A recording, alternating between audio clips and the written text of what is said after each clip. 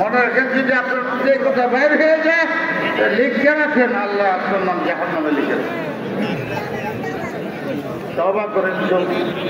যারা বলছেন আলেমের কাছে পাওয়া যাবে না, এই ফিল্ড আমার আপন জায়গা। এই জন্য বলতেছি, মন্ত্রীরা বলছে আপনি চেয়ারে বসে ফজলুর রহমান সাহেব নিচ্ছে কেন? নামাইছি আমি ওদিন থেকে পালিয়ে সব আসা। উপরে বসলে উনি বসবেন, উনি কেন? উনি নিচে বসবেন।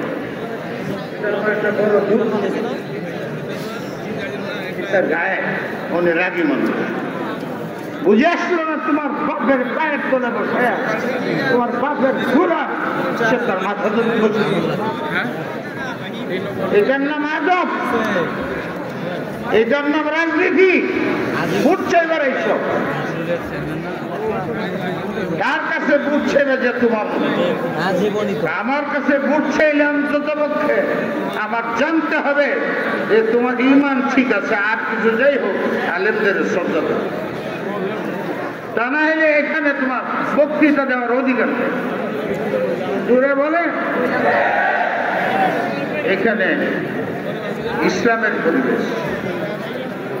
খুদার কসম যদি তুমি আল্লাহর সাথে শ্রেষ্ঠ সাথে লাইন করতে পারো, আর বাইলার এই মিটিং এ ওয়াজ না করিয়া ও আল্লাহকে ভাই করতে পারো, দেখা যাবে তুমি ফেল করতেছ। ফেল বাইরে বলা দেখা যাবে তুমি পাস করে আল্লাহকে সিজদা করতে শিখো, নবীর সুন্নাত মানতে শিখো। ভাইরা দুইটা কথা বলতেছে, একটা হলো এই আমারে দায়ী করলে, আমারে দায়ী করার সব আজকে আমি যদি সরাইছি, আমি গেলে না আবার ব্যাখ্যা আমি দিতে পারবো না। বড় হুজুরও বসা, হাজারো আলেম আমার সামনে বসা,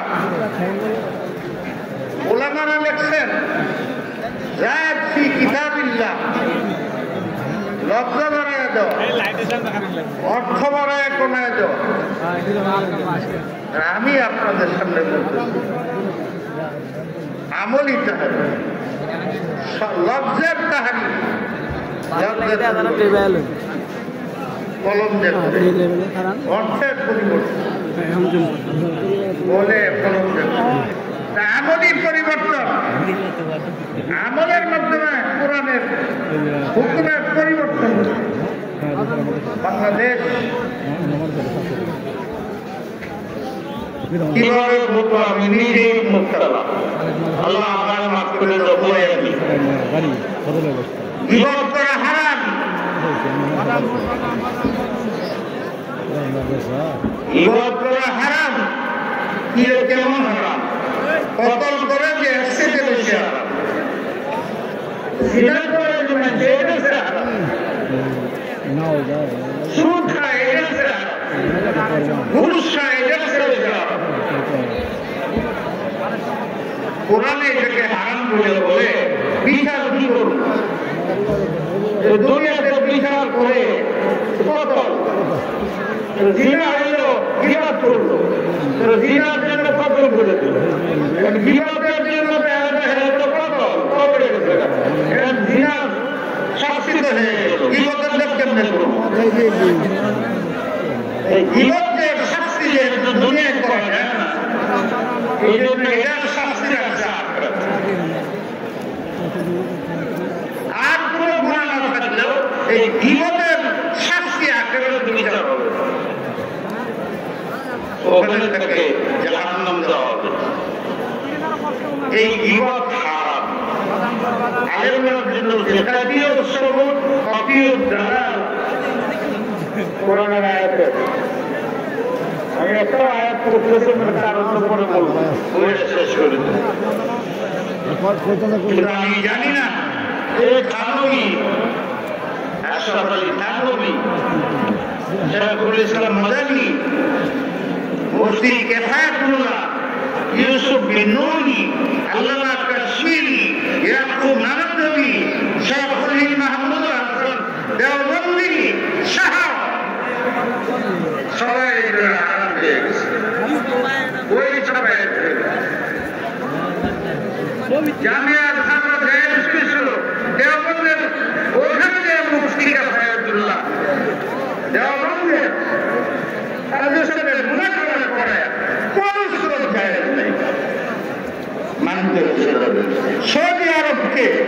পীর আহমদ উসমানীর সামনে মানতে হয়েছে। দেওবন্দের ইতিহাসে আলেমদের কোন সুরত নেই। সে বিষয়ে সব আমাদের মুরব্বীদের নাম দিয়েছিলেন। দুনিয়ার দিকে মিশরের বাদশা শাইখুল ইসলাম মদনী রাহমাতুল্লাহ আলাইহি বলছিল, আপনার বড় রাজনীতিবিদ, আপনার হুঙ্কারে ব্রিটিশ ভাবছে আমার জীবনের সৌভাগ্য আপনার সাথে একটা সেলফি তুলব। ওই লাঠি উঠে মিশরের বাদশা তো সবুজে নাই,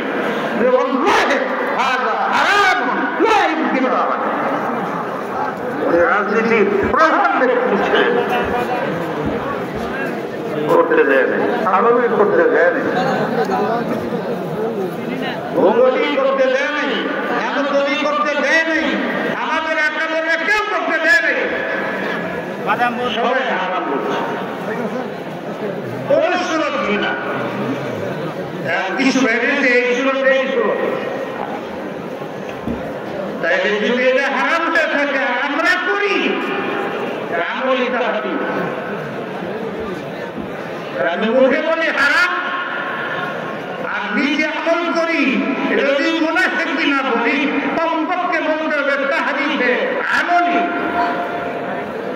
তুমি একজন আলেম হইয়া বদগুরামি হারাম, তুমি একজন আলেম হইয়া পিছিয়ে লাগা ভুলগলত করা হারাম, একজন আলেম বিরোধ করা হারাম, একজন আলেম কান্দ করা উল্টামি করা হারাম, একজন আলেম দুইজনের মধ্যে ঝগড়া লাগালি হারাম, মিথ্যা কথা বলার অনুমতি দিলাম দুইজনের মধ্যে মহব্বত সৃষ্টি করার জন্য। আল্লাহ ছিল তাহলে কেন আমি কথা বলি দুইজন মিলে আমি এদের পারমিশন দিল, তারা ঝগড়া করিস না।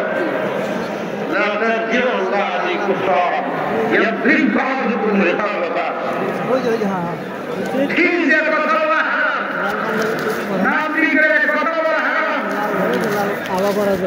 প্রত্যেকটা কোরআনের আয়াত আছে আমি করতেছি। আমি কোরআনের মুহাররিফ, যে কোরআনের মুহাররিফ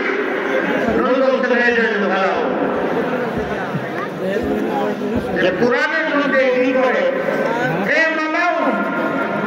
এই কোরআনই যারা করে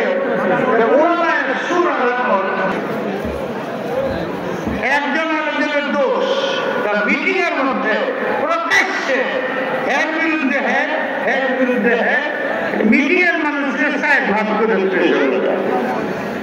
সমগ্র করেছিলাম জোর করার জন্য, মিট করার জন্য।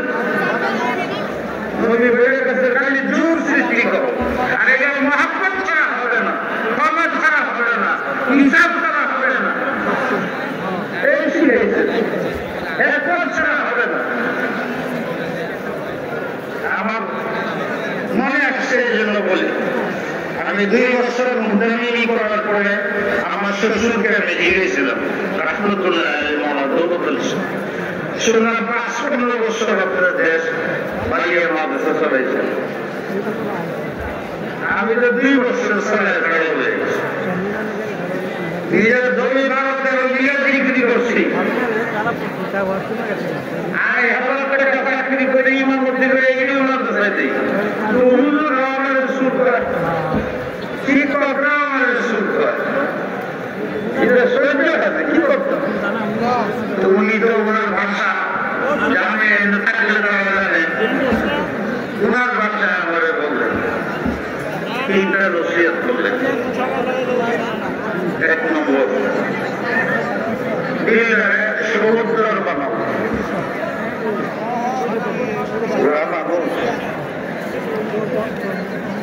দিলে সমুদ্র বানাও। সমুদ্র উনি বলতে পারতেন না, বলতেন আর ভাষা দিলে সমুদ্র বানাও। বলে দেখো আমি বড় 1 মহিনা আমি ওনার ভাষা পুরোটা বলতে পারতেছি না, এত বড় এই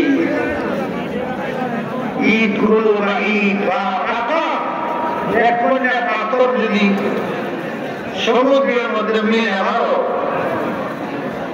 দেখবা পানি তারে বুকের মধ্যে নাম বুকের মধ্যে নামাকে নিচে সহায় দিয়া উপরে মিলে গেছে। এদের পিঠে বসে রয়েছে কথা বলে না, এদের কথা আর উপরে পানি মিলে আশ্রা ছড়াইতে হলে তোমার সিনাটাকে সমুদ্র বানাও, চতুর্দিকে তোমার বুকে গুলি আসবে, পাথর মারলে পানি মিশে যাবে, আর আওয়াজ নাই, তোমার সিনার ভিতরে গুলি লাগবে, প্রতিবাদ করতে যাবে না, আল্লাহ প্রতিবাদ করবে। আপনাদের কাজ সবচেয়ে বড় মুক্তির একটা কথা। 2 নম্বর কথা আমাকে বললেন,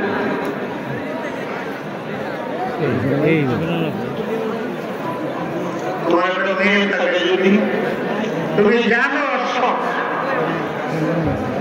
তুমি জানো মেয়েটা তালাক দিয়ে দিতে পারবে জামাই, যে কোনো দোষী তোমার মেয়ে,